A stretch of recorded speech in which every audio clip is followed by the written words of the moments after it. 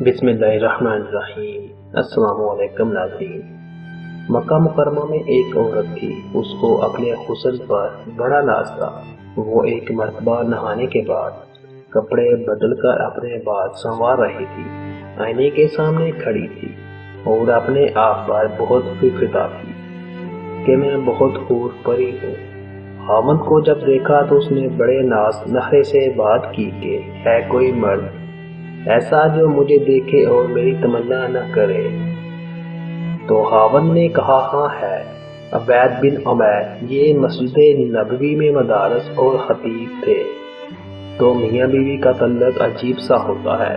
آگے سے کہنے لگی، تو دے مجھے اجازت، میں تجھے دکھاتی ہوں وہ پھسلتا ہے کہ نہیں۔ اس نے کہا ٹھیک ہے، میں اجازت دیتا ہوں۔ عورت کو اجازت مل گئی، وہ نکلی، پھر مسجد کے دروازے پر آ کر کھڑی ہو گئی۔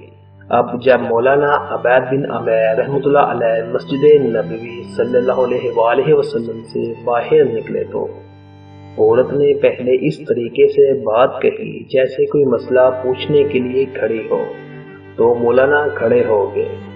اسی دوران اس نے اپنے چہرے سے نقاب کو ہٹا دیا۔ اس کا خیال یہ تھا کہ جب وہ میرے حسن و جمال کو دیکھیں گے تو فدا ہو جائیں گے۔ جیسے ہی اس نے ایسا کیا تو انہوں نے نظر ہٹا دی اور کہا، دیکھو کیوں ایسے کام کے بارے میں سوچتی ہو جس سے تمہیں دنیا میں بھی ذلت ملے گی اور آخرت میں بھی ذلت ملے گی۔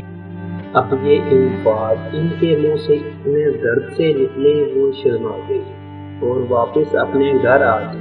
شوہر نے پوچھا کیا بنا؟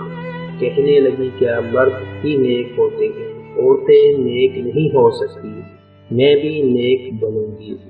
اس کی زندگی بدل گئی۔ اس کے بعد روز وہ خاوند سے پوچھتی عشاء کے وقت، کیا تمہیں میری ضرورت ہے؟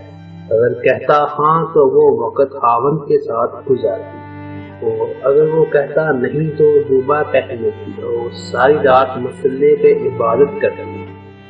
اس کا خاوند کہا کرتا تھا، پتہ نہیں عبید بن عمیر نے ایک فکرہ بول کر میری بیوی کو نیک کیسے بنا دیا۔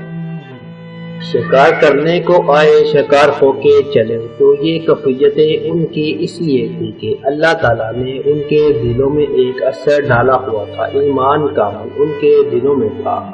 اور یہ نہیں کہ صرف بڑے لوگوں کا یہ حال تھا، بچوں کا بھی یہی حال تھا۔